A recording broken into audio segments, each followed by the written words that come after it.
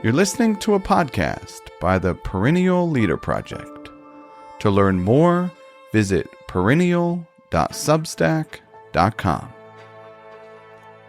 In this episode of In Search of Wisdom, I welcome my friend Shane Trotter, author and creator of Setting the Bar, back to the show for another edition of the Character Lab. In part 3 of our series, we're exploring the importance of role models in character formation. We discuss the need for a standard to measure ourselves and how the lives of others can help us realize our potential. I really enjoyed this conversation and hope you do as well. Without any further delay, please welcome back to the show the wise and gracious Shane Trotter. To kick us off, man, I have this passage that I really like from a letter that Seneca wrote to Lucilius. He says, "Choose yourself a Cato. Choose someone whose way of life, as well as words, and whose very face, as mirroring the character that lies behind it, have won your approval. Be always pointing him out to yourself, either as your guardian or as your model. There is a need, in my view, for someone as a standard against which our characters can measure themselves. Without a ruler to do it against, you won't make crooked straight." Man. I love that. Yeah, what comes up around that, Shane? First of all, I want to take more time to do it. as with so much great advice, it's like, gosh, have I done that for myself? And I think it is so important to have, if you actually want to embody virtues of any kind, character of any kind, if you want to know what it looks like to behave admirably, then yes, to look to real characters, to get out of your head and make it far less philosophical, and to see what it looks like on the ground. Yeah, I love that. I think it's beautifully written. Yeah, it's a fascinating thing of so many different traditions that basically naturally kind of use some idea of a model, like the lives. It's a very ancient idea in the way of lives of eminent philosophers, but also like the lives of the saints in the Catholic tradition, different military organizations where it's, you have these people that you honor that have done, very heroic things, Medal of Honor recipients and all of this type of stuff.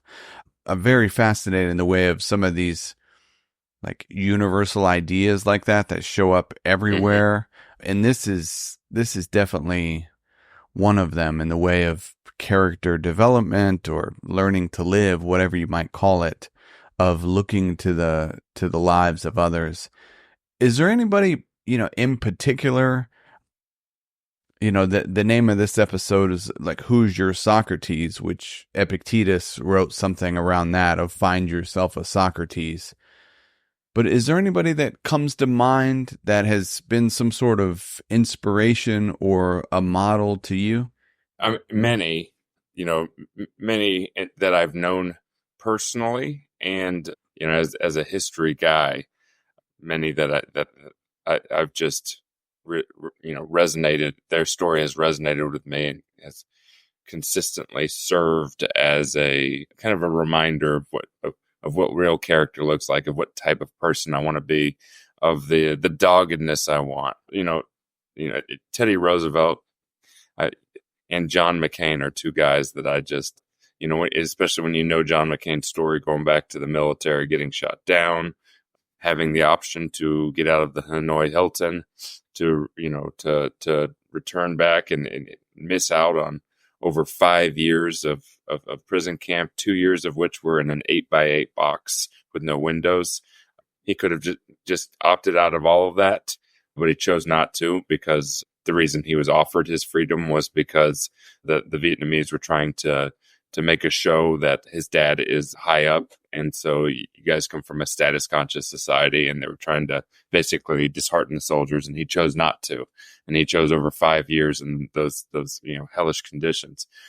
There's a lot of people that have in different ways, in different contexts, been heroes of mine.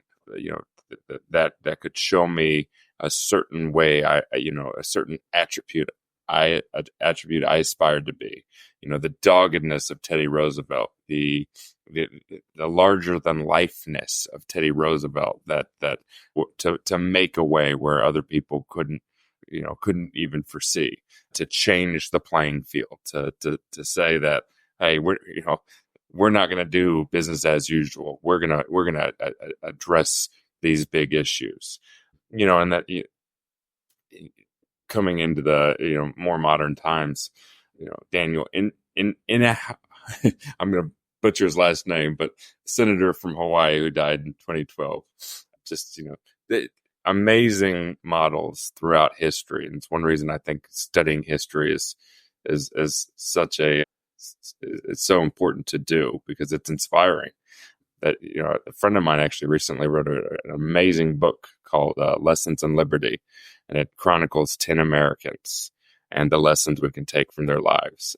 And so, those are things you return to for inspiration, to realize that you as another human are capable of so much more. They're things you return to be set back on a road of realizing, oh, this life that I've been given is special, and I should be, dedicating it towards, to real impact. But also, I have, Todd Muller, my high school football coach, comes to mind. And some of my other high school teachers and coaches. I wouldn't be doing what I'm doing now if it wasn't for them. And they're people I still, when I'm struggling to make decisions or whatever it is, I still reach out to. And they're, real heroes of mine that shaped my life. So how about you? Nice. Man, the John McCain example is a good one. There's a book I read a long time ago that is really stuck with me. I believe the name is Lead with Honor. I'll double check that, by Lee Ellis, someone that was with McCain and Stockdale and all of that at the Hanoi Hilton. And that thing of you're talking about, where it's like, man, why did he choose not to go home early? I mean, you think about the conditions of starving to death, beaten. I remember stories to get vivid with it from that book of, maggots in their food. They're picking out the maggots from their, whatever it is, the little bit of food that they're getting. But it's like the thing of honor. It's not a word that we talk about a lot. And it's an interesting thing. There's another book, Why Honor Matters. Yeah, Tamara Summers. Yeah, nice. Which was probably 5 or 10 years ago. But it's an interesting thing we don't think about much. Like, what is the role of honor? And sometimes, I don't know, I tend to always make these things a little bit messy, but it's like this messy thing of character. Maybe there's such a thing as this need for confidence, this need for believing that you're capable of doing a great thing, that you're capable of, making that particular choice like McCain did, for a practical example. But then it tips over in the excess of, pride and arrogance. And, it's like, where is that line? That balance. But I'm curious, before we get too far into it, since we're on this topic of honor, I want to say, I think I've read some things that you've written about honor on your Substack, and maybe in your book as well. What comes up? Why does honor matter? I think that honor is distinctive from, say, integrity. and that there's a social element, that it comes up, it comes about. It's like, you have an honor code. You don't typically, honor codes are not, you know, they're not something that are formed individually. They are, this is the honor code of the U.S. Marine Corps. This is the honor code of this, to be a knight. This is the knight chivalry code. So, and I remember in a recent biography of McCain that I read, he kept pointing back to the power of the honor code he got at his high school academy or whatever, and how important that was to his formation. So yeah, honor it's social. There's rank, there's status, there's a clear code of ethics that we hold each other to, that we expect of each other. And I think it's far more powerful because of that. And I think this is, a reason things like choosing your Cato are important, because real ethics and real, they can't be separated from context. They can't be separated from. So, for example, in the McCain situation, I think it would be very easy for the average person to rationalize going home and not feel 1 ounce of remorse for it. I'm not doing anything wrong. They offered me the chance home. I get to miss out on all this pain and agony and all these things. I'm not hurting anyone by leaving. It kind of reminds me of the term, the rationalization rabbit hole from our first episode. Like, it's very easy for you to make that choice and say, like, there's nothing wrong with this. I'm going home.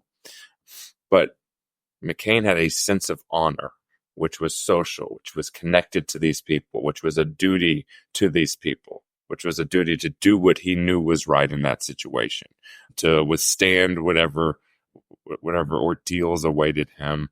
Whether he was going to die in that prison, he didn't know, but he knew that there was a right thing to do, and it was social. It was, this is what I owe my brothers. This is what I owe my country. This is what, so there's kind of a broader context, I think, that gets tied in with honor. Yeah. And it is so easy to rationalize. I still love that phrase, the rationalization rabbit hole. But you could easily think about it for a second. As a military service member, well, I'm going to go back and I'm going to do this and that. I'm going to get back in the fight. I'm going to, look after everybody's family. I'm going to do X, Y, Z. I mean, it's just so easy. Yeah. And it's like this cognitive flexibility that we have can lead us astray as well. That's like where these objective values that get kind of strange that we talked about last episode, where it's like, like you said, like honor, this community thing. It's like shared values, these objective values, but they're not like just yours individually. It's shared objective values. Yeah, it's such an interesting thing. In the way of some figures that come up for me, I generally am drawn to some of the examples of the heart, and in the way of compassion. I feel like that's an area where, still pretty underdeveloped in the way of this type of stuff. You think of Mother Teresa. Another example is Nelson Mandela. Someone, in prison for 27 years and, just comes out like becoming president and just absolute forgiveness, like softened his heart in some way through that process. And so many of us, when you think about whatever that line is, that like power corrupts, you would generally think like if someone gets power and they, become president, to have the wisdom, like the education of the heart, forgiveness, to lead in a way, that is timeless, that is, for like future and future generations it's pretty wild to me. Yeah. I mean, and really in so doing, changing the heart of a nation. and the you know what I Yeah. mean? Like, he could have acted one way and been completely supported, but in so doing, demonstrating to a nation, the real path of character, the real way forward. Yeah, that's another. I like those. I think of Dietrich Bonhoeffer, and I don't know if you're familiar, but there's so many amazing, heroic people that they're not heroes in the traditional fighting sense, but they're heroes in the making the hard decision sense, making the hard decision, doing what they knew was right, despite what their emotions might have been pulling towards, what might have felt more popular. Yeah, I like that. I like those a lot. And it reminds me too, just to get back to McCain, the what gives someone the ability to make that decision versus the rationalization, and that sense of honor. And I think a lot of it too is he knew why he was being let go, and so he knew the intent of the North Vietnamese, and that they were trying to break the will of the other prisoners. So he was honest with himself. But B, I think he knew, and this goes to why it's important to surround yourself, with the right people. I think he knew that his father and the other soldiers that he would be around would know it as well, and so Mm. he couldn't face himself. So that goes to the power of being in a social situation where honor exists, where your honor isn't just you, it's that I'm going to have to look at these people who can operate on a similar level, if that makes sense. Something I think a lot about is desire. Maybe it's like the discipline of desire or something like that. Like, how do we not do what we want to do? Because oftentimes it's like you want to get out of that situation, or like in the Mandela situation, you may want some quick change. You may want, maybe not vengeance, but you may want some sort of, reordering of things, this and that, like honor, forgiveness. It's not always what we want to do, Mm-hmm. but that doesn't matter. It's like, who cares what you want? It's like, how do we, I'm not necessarily saying like control, alt, delete desire, but in the way of there's something above that. Like, you have to have, if we're talking about character formation, you have to have some sort of bedrock objective values that essentially like override, this desire for whatever it is in the way of a want.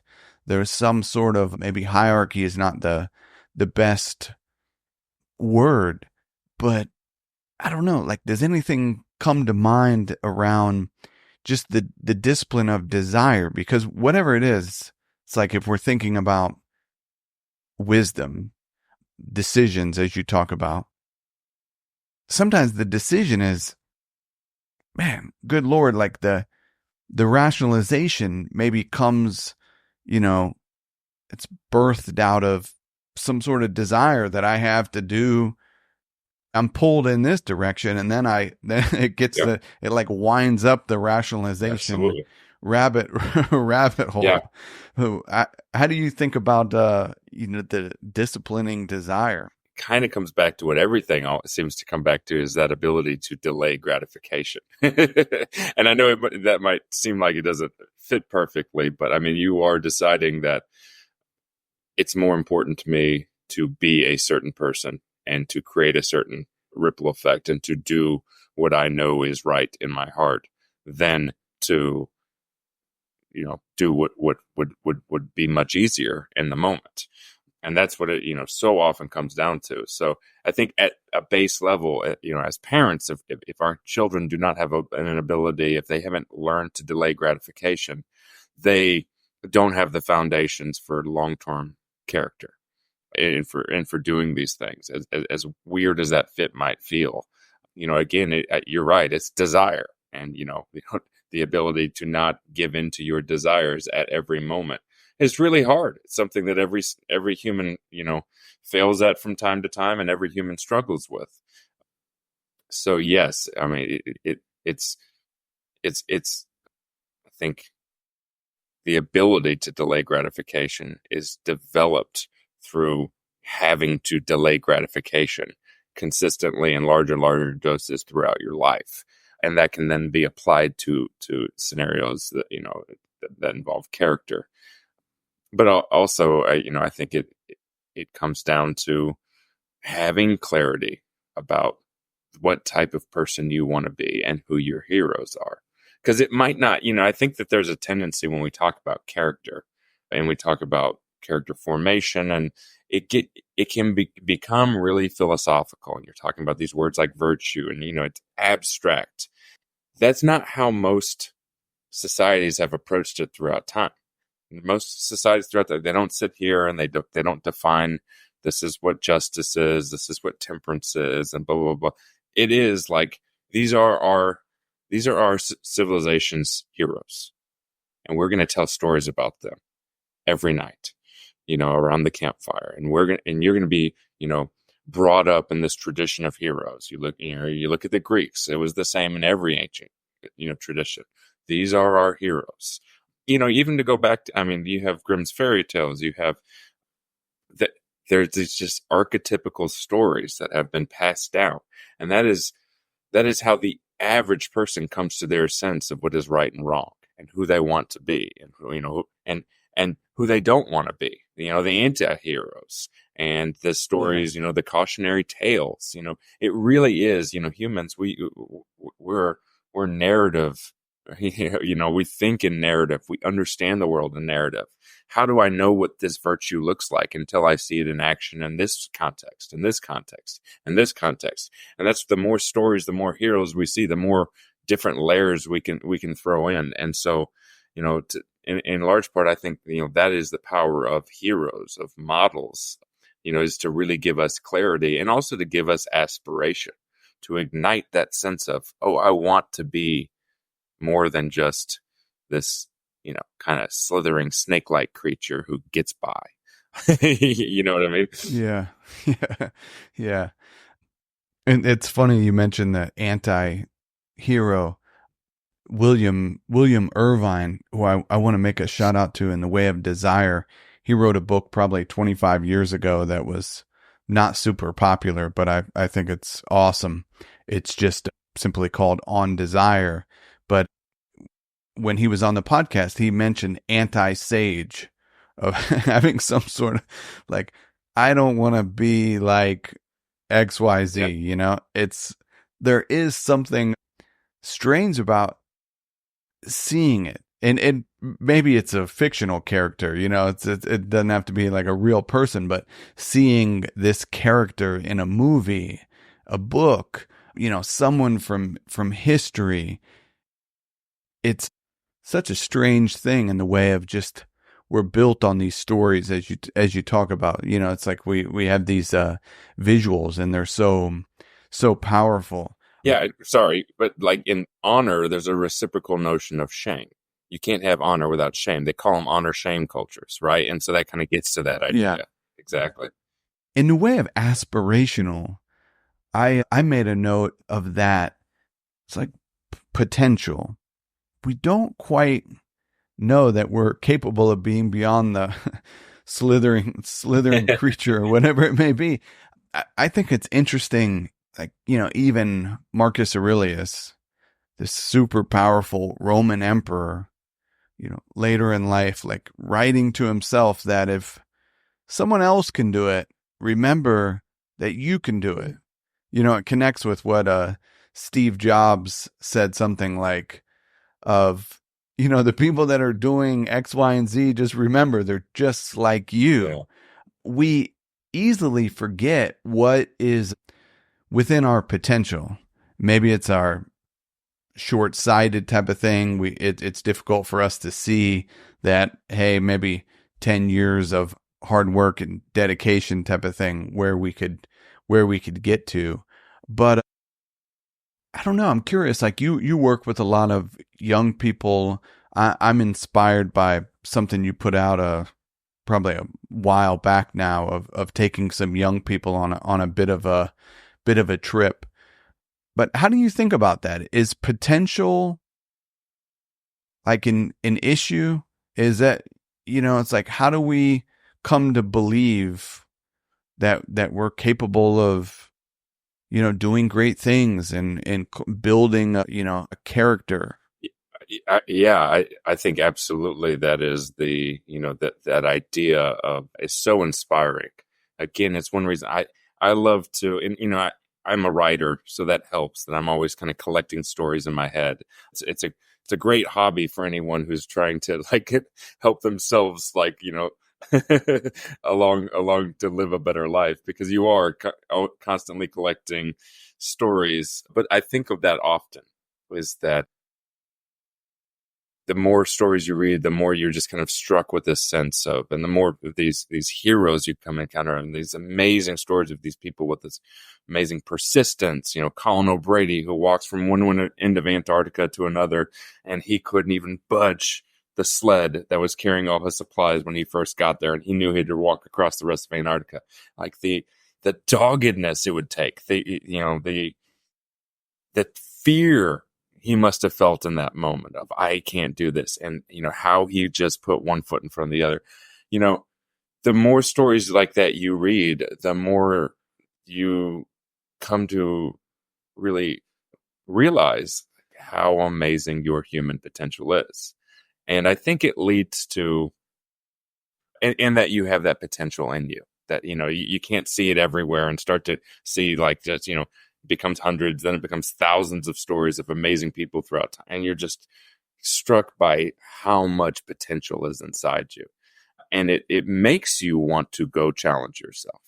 Just the purely seeing this in other people makes you wonder what you could do, and it makes you feel like, oh, I haven't done something, a big challenge like that. I need to get back on track. So I think those are good, byproducts of the pursuit of heroes, or of an interest in heroes. But yeah, there's kind of a fear too, like, maybe I don't have that stuff, and again, something gets activated, and you gain an appreciation for. I think that's where real confidence comes from, right? Is something sparks something, and you stretch yourself a little bit beyond your comfort zone, and you see that you were capable of doing that, and you stretch yourself a little further. It's progressive. It doesn't have to be, hey, I've gained a lot of weight, now I'm going to go do an ultra marathon. It can just be, incrementally, 3K or 5K or whatever it is, and then, but yeah, the more you're kind of exposing yourselves to amazing people and amazing stories, the more you wonder, what could you be capable? Now, is your question like, do certain people have less potential than others? No, like how we come to believe that. Especially like as a young person, or you're charting out on any new path. Because I think it's interesting, like Marcus Aurelius, like, do you really need I mean, you know what I mean? It's like your Roman emperor, like you've been studying philosophy, like say you're in your 60s and you're still kind of reminding yourself, like, you got this. Yeah. It's like, you can do it. Yeah. And I think it's easy to, like, we forget that we might need that type of reminder, like that in the way of some of these lives, or, having this thing of, like Seneca was talking about, someone to, like, a standard against. But it's also like that aspirational thing. It's also like that example is a reminder that it's possible. Yeah. Like, so picking this person, it has to be like someone you connect with in a way, like in the way of like the life of Jesus. Sure. Is an aspirational thing, but it's a different thing. Like, Jesus and I are different. Like, him, the son of God, me, the son of Yeah. type I mean, type he of didn't have thing. a If wife. that, It would, and yeah, kids, yeah, yeah, yeah. It's gotta be somebody that like you connect with in that way. I think as Sure. You see parts of yourself in them. like You see, you, yeah, I can, and this person, there's some similarities here. This connects with mhm. me. And I think there's use in all sorts of stories in the way of maybe people that are larger Sure. than life as well, that are maybe you don't connect with. But in the way of some of this stuff, especially like, I don't know, to me, related to the potential Hmm. thing, where there's like a lack of confidence, there's doubt, there's all sorts of stuff Hmm. running, where it's like, that example, how do you really like believe, in yourself? Yeah, I love that, connecting that to Marcus Aurelius. It's like most powerful man in the world, and you're 60 and you're still having these. And I think it's an interesting thing because, on one hand, you gain confidence through experience. The more things you do, the Yeah. more you become confident. I can go do this. I used to be terrified of public speaking, but I knew I wanted to be a teacher, and then I grew to love it, and I loved to be in front of the room, and then I started to do a lot of public speaking, and so you just do things, and that you gained a lot of confidence through that experience. And yet, I think we all find the same thing. It's like, gosh, every time there's a new challenge, there is that voice. Am I doing good enough? Can I do this? Whatever it is. And often it's, you know, there are times where you look back at what you've done, and you can be surprised and say, like, wow, I had to work really hard for that. Wow, that was a process. How did I get, man, that was a really big accomplishment. How did I do that? And then you almost can scare yourself and say, could I do that again? Like, would I ever, like, you know what I mean? So I get, the Marcus Aurelius thing really rings true to me. It's yeah, it's one of those things where sometimes you have to remind yourself, yes, one step at a time, one step at a time. Yeah, right? So it's funny to think of the most successful person in the world coaching himself at age 60. Another aspect of a lot of things is, and this doesn't apply to everything, but I think quite a bit, is that like individually, you can kind of do nothing. I think of Abraham Lincoln, the idea of the team of rivals, where it's like you're trying to unite the country and, bring the country back together in some sort of way. And it's like, you can't do this alone, and you can't do it with people that think just like Hmm. you. Like, that is a wild and difficult thing. There's a story, I can't remember where I read it, but of his initial inaugural address, where he has that famous line at the end where he's making a call to the better angels of our nature. He didn't write that. He didn't come up with that. It was one of these Mm, rivals, sure. that came up with that. And the first draft of that, like as Lincoln wrote it, it was harsh. There was nothing, it was basically, we wouldn't remember it Uh-huh. today, Uh-huh. but it takes some of these people of like, how do you have the humility to bring in and, realize that you don't, because I mean, he could have easily just went with what he wrote Hmm. down. No, I know better than you, but and I mean, obviously, this happens today in terms of there's all sorts of speech writers and teams and things like that. But oftentimes it's not a team of rivals. It's not, this complex situation of the nation being divided and all of that type of Hmm. stuff. But it's a pretty interesting thing of like just remembering that individually, we're just like limited in so many ways. Even like the Mother Teresa example, we know Mother Teresa and we can picture her in our mind, but we don't necessarily picture the thousands of other Hmm. nuns that were doing the same thing. We Yeah, don't picture this group, and and there's still people doing that today in terms of the, I don't know what they call it, but the particular order that sure. she started. Yeah, so it's a wild thing to remember as well, like our limits individually and our power as humans being social. Yeah. Well, and that is one of the things, again, that's, the power of a hero and a story comparable to, we're going to discuss virtues and read a code or whatever it is, and recite our credo. I do think there is virtue to that, to the credo, and to the, and kind of baking that stuff in subtly and connecting people. But I mean, the hero and in collecting a heroes and seeing, male and female, this context. The more you do that, the more you see that these are all flawed people. That, like, no, if there's any critique I have for the Seneca quote we open for, is, choosing yourself a Cato. That's not sufficient.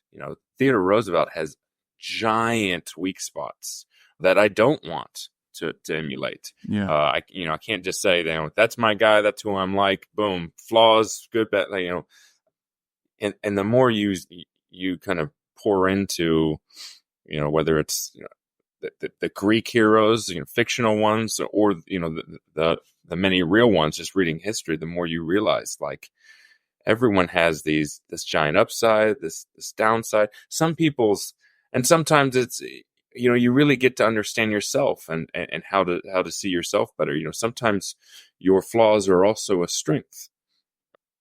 For example, I think of McCain, the fact that people talked about his temper and, he'd go off emotionally, but that also, I think, endeared him to a lot of people because it was just who he was.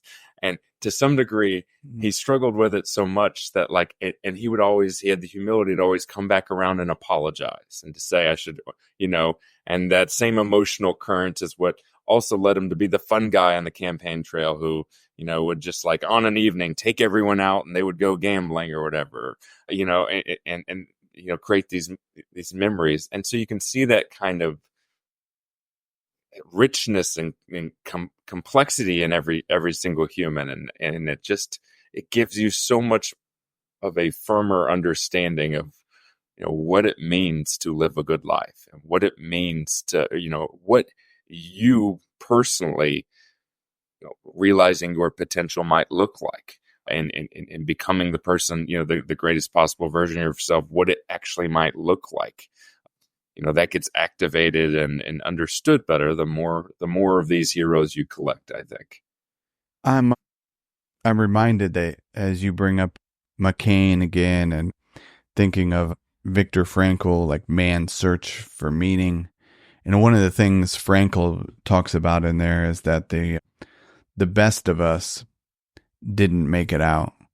He's really doesn't think of himself as anything special. It's like you get in some of these situations and he writes about how you just think of a situation where you're starving and you have very little food and you're in this group, and there's going to be some people that actually share their food, and go around and take care of others and, lift others up in these very dark situations. And another example I remember from the Lead with Honor book that I mentioned is there was an individual that handmade this U.S. flag out of, whatever little materials they found there.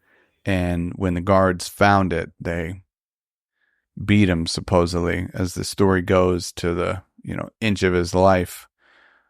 Then he got back to his cell very next day, started making another U.S. flag. And they kind of, if I remember, talk that same thing. It's like, man, there's people that you've never heard of. It's like the wisest. I don't know if they say didn't make it out, like in the Viktor Frankl book, but it's like, man, there's just people that you've never heard of that are like just do absolutely like unbelievably amazing things. Pretty wild Absolutely. in the way of like that story. You think of, you put yourself in that situation of being beat to an inch of your life, essentially for making a flag. Is that really needed? And then you get out of that situation and you start, you begin again. Reminds me somewhat of Sisyphus. Yeah. You know what I mean? It's like, no, there's meaning here. There is meaning here. I've committed to the belief that there's meaning here, and that I'm going to do whatever I can. You can take all the power from me, or on the outside, but I'm going to. There are powers that are still left to me that you can't take from me, and here I go. It's inspiring. Yeah. And it reminds me of some future episodes that we're going to talk about in the coming months around responsibility, another, around persistence, which you could think of, obviously Sisyphus is this thing of persistence. And there's so many things that when it comes to character, and character formation, and I'm sure, our half a dozen episodes or whatever we do on this will not be complete. It will be, insufficient in a way of some sort of guide, but it's also like some sort of web of all of these things are needed. It's like if you just have a particular Cato or Socrates, or, you find a particular life or lives that you want to follow. Well, you also need objective values that you know what I mean, have clarity and deeply believe in. You also have to believe in your potential. You also have to like adopt responsibility. You also, et cetera, et cetera. Can't make one sense of one without the other. Yeah. How do we hold all of these things, at the same time as we navigate life? Yeah. Yeah, absolutely. Yeah.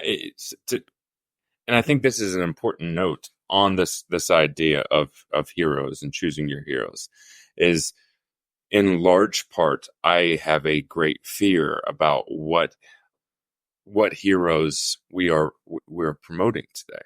And now, oh gosh, just saying that out loud, I felt like such an old man. It's I'm 35 audience. Not long ago, I was in my 20s. It feels like spry, young, fun. But honestly, there seems to be a real shift. And to some degree, it's always been there. Like, I'm a huge Chicago Bears fan. I can see very clearly that, the 85 Bears had all sorts of characters that, in the 80s, you had, there were plenty of heroes that were, perfect heroes that we didn't want our kids, necessarily looking up to. But broadly, if I'm talking about what youth culture lionizes today, I mean, it is, and again, you sound like such a fuddy-duddy, but I think these things really do matter. I think that when the majority of kids don't have virtuous, heroic models, then they lose out in life. And they don't understand the value of this. And so we're giving them models of people who, support the rationalization rabbit hole, who, lead them to want to indulge, who make them want to be reality TV stars, who show them that the only thing that really matters, like if you listen to the music that is pumped into their ears, Bill Maher did something, which is, probably an odd name to throw out here, but he does these new rules occasionally. It's, his insight on what today's kids need is I think pretty spot on, actually. And he does these new rules, and it's like an editorial at the end. And he talked about, he started showing, the music of the 60s was all, even though we ain't got money, blah, blah, it's all these like, hey, I don't need money. I've got these other things that are more permanent. And then he, transposes that against today's music. And it's all just get money, get money, get money, get money, get money. All that matters is I got money. I'll throw this in your face. I can do whatever I want now because I got money. And it's a real glorification of this really toxic idea, I feel like, that is being shoved in our kids' eyes constantly. And so, yeah, I, I think that consciously honing the heroes that we expose to our kids and the archetypes and the stories we tell at home as a way of competing with that, I think, whether we know it or not, our character is being formed. Whether we know it or not, as a social species, we are selecting heroes. We are selecting models that we aspire towards. So being intentional about that is really important. That you are being influenced by people, It's such an interesting thing, and maybe we'll have to chat more about that in a future episode of formation is happening. It's like, it's about how intentional, in what ways are you being formed. It seems like there's a lot of humility needed to accept that. I almost don't want to accept the fact that, it's like, but of course it's true. I'm being formed in ways that also I'm just not quite aware of. I don't have some complete awareness, but it's the thing of getting intentional about character formation. In the way of new rules, as you were talking there, one that comes up, it's a super old one, but he said in one that instead of Bibles in the nightstand in hotels, we should put dictionaries. And he was making the point. He went on this 5-10 minute rant of words have meaning, and it's kind of the same way in terms of like when you think of virtue, courage, temperance, etc. All these words have meaning, but you want to shift it. Yeah. And in a way, sometimes that's cultures, shifting and trying to, mold. But I think in a way of the rationalization thing, it's like, well, yeah, like we kind of shift it, in terms of temperance, discipline.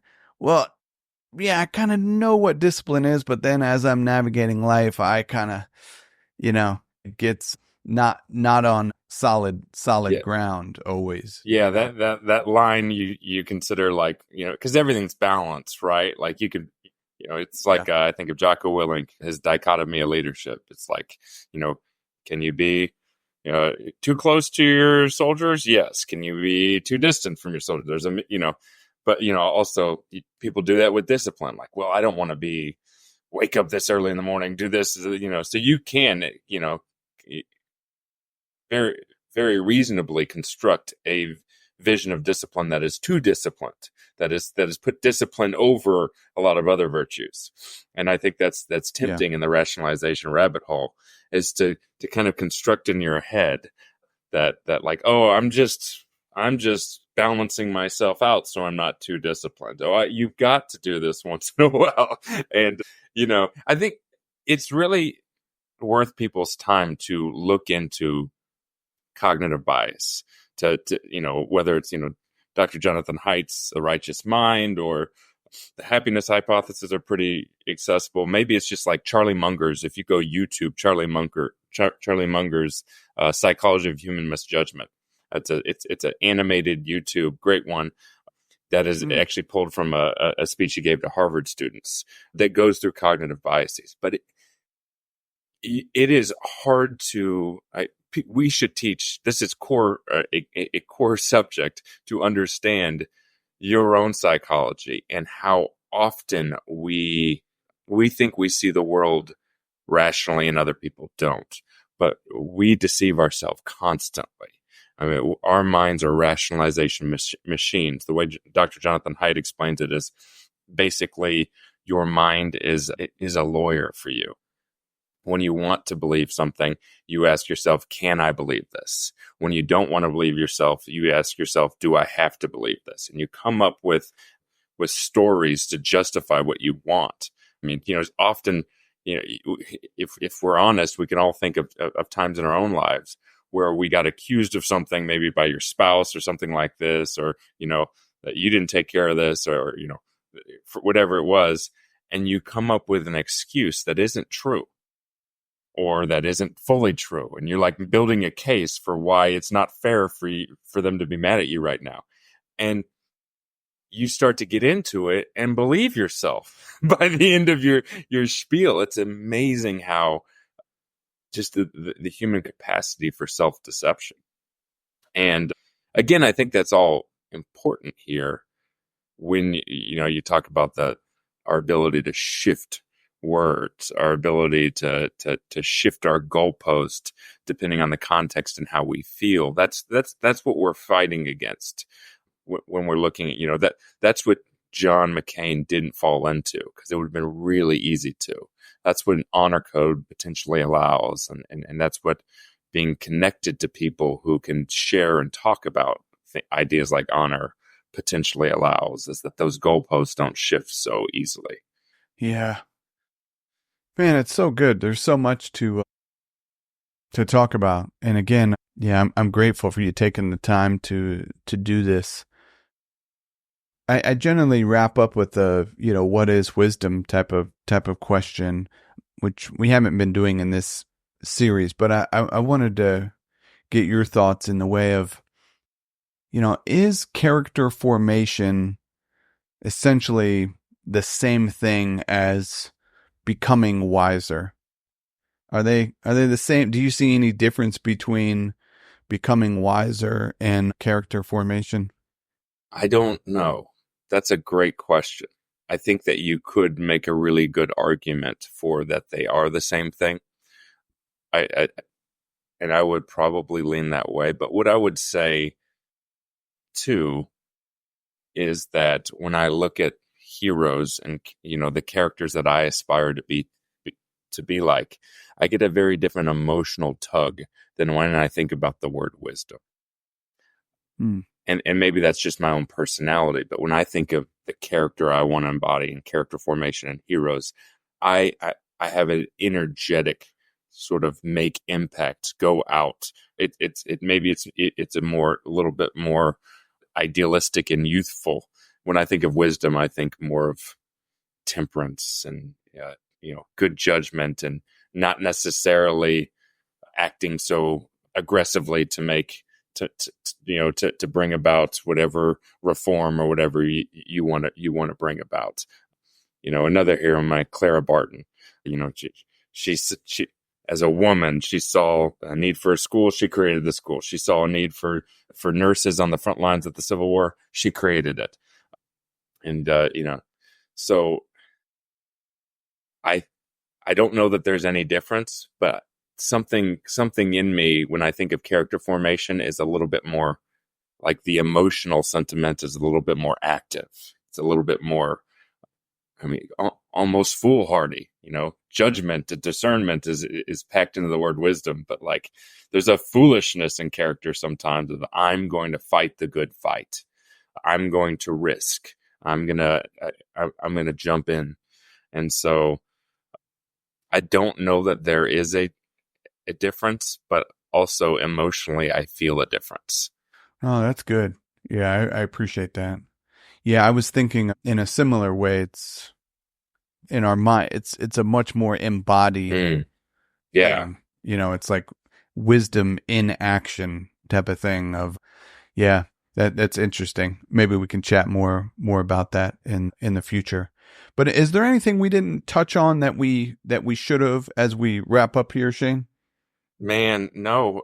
Yeah, I had a lot of notes that I scribbled. You know, I see the word Joseph Campbell that I've written down as we talked, and just, you know, that there are these you know, that this is something that every society's done. That's a theme we've come back to throughout the series. But I think that there's something to that too, is understanding that we are humans and that we can mine for gold by looking at all the other civilizations and what is recurrent through all of them. And so I think that's an important idea when it comes to heroes. But yeah, this has been great. Thank you, Josh. Thank you, man. My pleasure.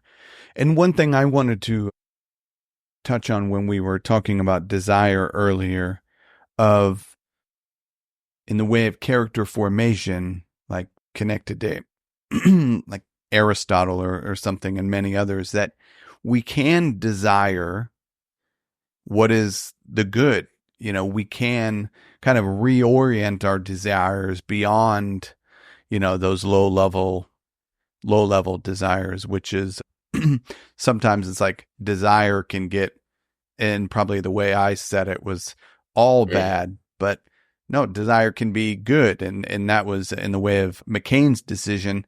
There was a deep desire, to make to live out honor, to make, decisions that aligned with his values and the country's values and things like that. Yeah. That sense. And again, that's kind of potentially the merit of the idea of heroes, as they activate the right desires, you could say.